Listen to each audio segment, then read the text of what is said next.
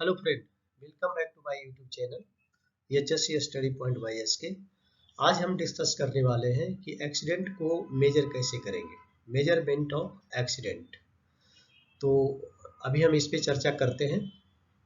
Accident को major करने के लिए most statistical analysis of accident are based on either frequency and severity rate.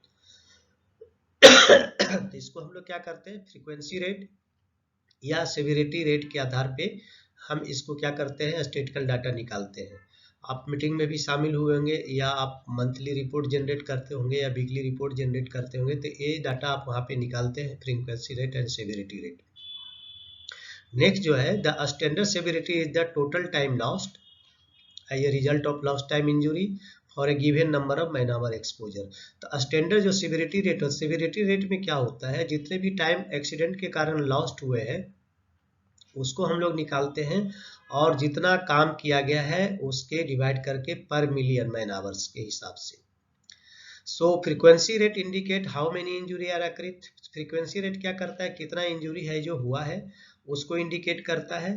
Where as severity rate है जो वो कितना, severity rate indicate how severe those injuries are in terms of wage lost. जबकि severity rate क्या करता है, injury के कारण कितना है जो वेजेज लॉस्ट हुआ है या कितना टाइम का लॉस्ट हुआ है उसको बताता है। अब हम इसके कैलकुलेशन पे चलेंगे। मेजरमेंट फ्रीक्वेंसी रेट निकालने का जो फॉर्मूला है वो आपको काम आएगा, क्योंकि इसी के आधार पे जितने भी डाटा आप बनाते हो वो इसी के आधार पे आएगा। तो इसको गौर से देखेंगे तो आपको अच्छे से समझ में आएगा। फ्रीक्वेंसी रेट का जो फॉर्मूला होता है, the frequency rate is the number of disabling injury per 1 million man hour work. 1 million man hour work का मतलब है 10 लाख। ठीक है, means frequency rate equal to क्या होता है, नंबर ऑफ डिजेबलिंग इंजुरी, कितना इंजुरी हुआ है वो, into 10 to the power 6 and divided by number of man hour work, you can say total man hours work. अब यहाँ पे एग्जांपल लेते हैं इसको कैलकुलेट करने के लिए कि इसको कैसे हम कैलकुलेट कर सकते हैं। सपोज कीजिए कि नंबर ऑफ वर्कर्स किसी भी कंपनी में या किसी भी इंडस्ट्री में 500 है। नंबर ऑफ डिजेबलिंग इंजुरी जो पर ईयर हो रहा है वहां पे 5 हो रहा है। Average number of hours work by worker per year जो है 2000 है। ठीक है, आवर्स यहाँ कितने हो रहे हैं एवरी ईयर, एवरेज नंबर कितना हो रहा है 2000। तो इसका मतलब हुआ कि टोटल मैन आवर्स कितना बनेगा, टोटल मैन आवर्स बनेगा जो नंबर ऑफ वर्कर है वो कितना है 500 एंड एवरेज जो नंबर आ रहा है hours work by worker per year है जो 2000। तो इसको मल्टीप्लाई करेंगे तो टोटल मैन आवर बनेगा। तो यहाँ क्या हुआ 500 इंटू 2000। अब इस हम फॉर्मूला का इस्तेमाल करते हैं कि फ्रीक्वेंसी रेट का क्या होता है, number of disabling injury into 10 to the power 6 and divided by total man hour work. ठीक है, या नंबर ऑफ मैन आवर। तो कितना हुआ, डिजेबलिंग इंजुरी कितनी है 5 multiply by 1 million mean 10 to the power 6 and divided by total man hour work कितना हुआ 500 इंटू 2000। तो इसको जब आप काटेंगे तो कैलकुलेशन करके आपका ये आएगा 5। तो फ्रीक्वेंसी रेट आप अच्छे से समझ गए होंगे, और अगर प्रॉब्लम होता है तो फिर से आप इसको रिवाइज करके एक बार देख सकते हैं तो आपको अच्छे से समझ में आएगा। अब निकालेंगे इसके बाद सीवियरिटी रेट। तो सीवियरिटी रेट में क्या होता है कि the severity rate is the total number of day lost. यहाँ पे इंजुरी इंडिकेट नहीं करेंगे, यहाँ पे इंजुरी के कारण डे कितना लॉस्ट हुआ हम उसको देखते हैं। The severity rate is total number of day lost or charge due to accident per 1 million man hour work. 1 million hour में कितने डे उसके लॉस्ट हुए। तो सीवियरिटी रेट का फॉर्मूला क्या होगा अगर आप निकालोगे, तो day lost in a year due to accident into 10 to the power 6 means 1 million and number of man hour work. अब यहाँ पे दो चीजें हैं जो कि आपको ध्यान में रखना होगा कि हियर दो डे लॉस्ट होता है, actual day lost due to accident plus standard number of days considered to be lost depending on nature of disabling injury. तो इंजुरी जो हुआ है वो किस तरह का हुआ है उसके ऊपर डिपेंड करता है। तो एक्चुअल मैंडेज तो लॉस्ट वहाँ होगा ही, और साथ में उसके साथ जुड़ेगा स्टैंडर्ड नंबर ऑफ डे, जो कि इंजुरी के ऊपर डिपेंड करता है किस तरह का हुआ है। So standard number of day lost is correlated to the nature of injury. अब यहाँ पे एग्जाम्पल से हम समझने की कोशिश करते हैं। For example, standard number of day lost is 35 day.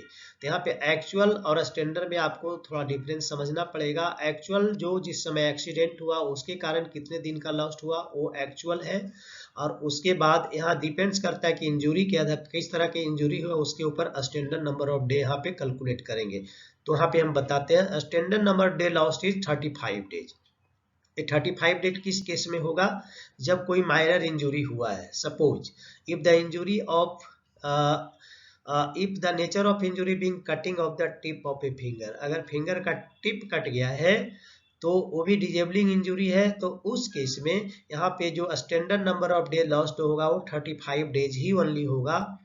जबकि दूसरे केस में standard number of day lost is 6000 days हो जाएगा, जब टोटल डिजेबिलिटी केस हो जाएगा। टोटल डिजेबिलिटी केस, मरेगा नहीं बट उसका डिजेबिलिटी टोटल हो गया, कोई भी बॉडी काम नहीं कर रहा है या कुछ हो, तो इस केस में वहाँ पे 6000 डेज है जो वहाँ पे उसका क्या करेंगे, ये स्टैंडर्ड नंबर ऑफ डेज आ जाएगा।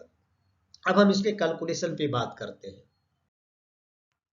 यहाँ पे एग्जांपल ले लेते हैं, जैसे using the following data calculate severity rate. तो यहाँ पे देखेंगे, अब यहाँ पे क्या है, plant where only one accident occur during the, एक ही एक्सीडेंट हुआ है एक साल में, and the type of injury being cutting of a tip of a finger, यहाँ टिप ऑफ फिंगर ओनली कटा और दूसरा कुछ भी यहाँ पे नहीं हुआ है।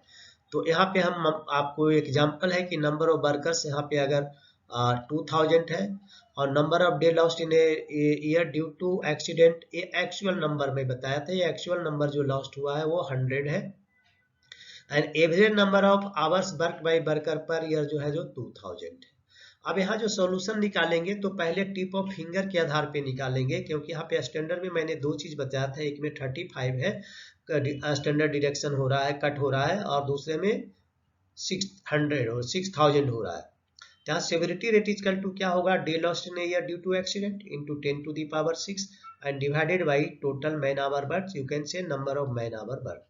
तो number of man hour work in this case क्या होगा, यहाँ नंबर ऑफ वर्कर कितना है 2000, और एवरेज नंबर ऑफ वर्क कितना हो रहा है 2000, तो ये दोनों मल्टीप्लाई हो जाएगा, ये हो गया total man hour work.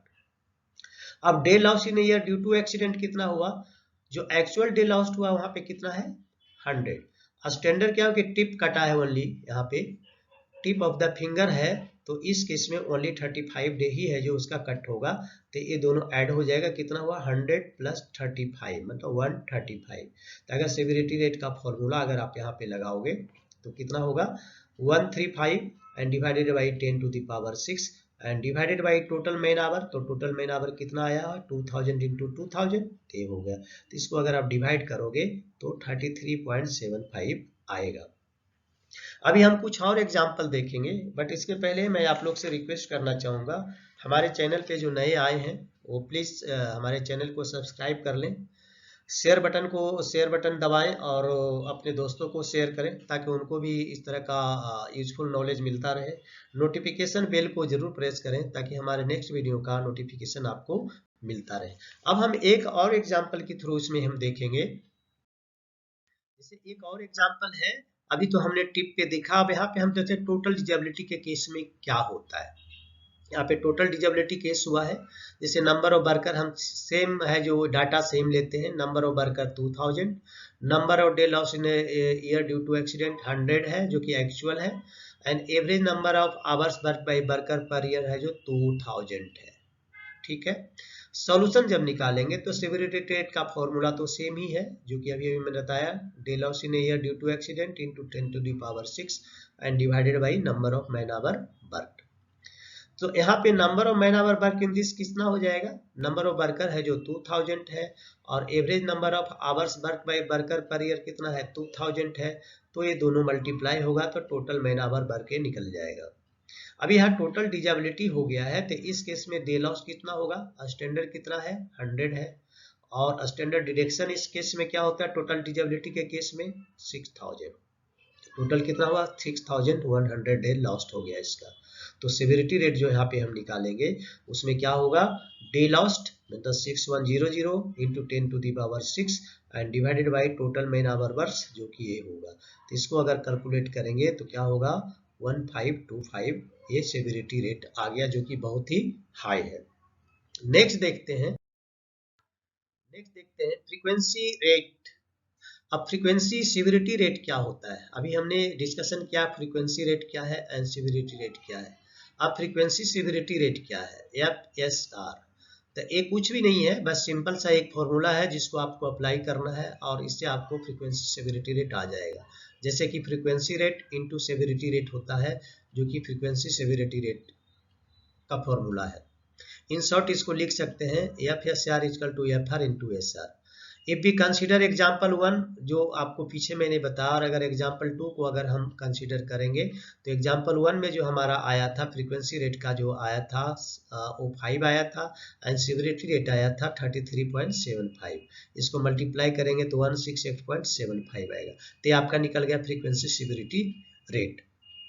Next देखेंगे एक और भी फॉर्मूला है कि फ्रीक्वेंसी सिविरिटी इंडिकेटर क्या है। तो फ्रीक्वेंसी सिविरिटी इंडिकेटर निकालने के लिए इसका जो फॉर्मूला है वो क्या है, अंडर रूट, ये टोटल अंडर रूट में है, इवन 1000 भी अंडर रूट में ही है। तो frequency rate into severity rate and divided bye 10⁻³ means 1000। In shortcut इस तरह से आप बोल सकते हो। तो भी कंसीडर एग्जाम्पल, यहाँ भी हम एग्जाम्पल 1 और 2 को ही कंसीडर करते हैं। तो यहाँ पे क्या हो जाएगा, अगर इसका वैल्यू रखेंगे तो एग्जाम्पल 1 में फ्रीक्वेंसी रेट 5 था और जबकि एग्जाम्पल 2 में सिविरिटी रेट 33.75 था। इसको 1000 से डिवाइड करेंगे तो ये इतना आ जाएगा। तो मेरे ख्याल से एक्सीडेंट को मेजर करने के जितने भी फॉर्मूले थे यहाँ पे मैंने आपको बता दिया। अगर आप इसको अच्छे से देख लेंगे तो फिर से कभी भी आपको एक्सीडेंट मेजर करने के फॉर्मूले में कभी कोई प्रॉब्लम नहीं आएगा और इससे ज़्यादा इसमें कोई फॉर्मूला नहीं होता है। सो ओके दोस्तों, एक बार फिर से रिक्वेस्ट करेंगे जो हमारे चैनल पे नए हैं प्लीज़ सब्सक्राइब कर लें, शेयर जरूर करें और नोटिफिकेशन आई बेल को जरूर प्रेस करें। Okay, thank you.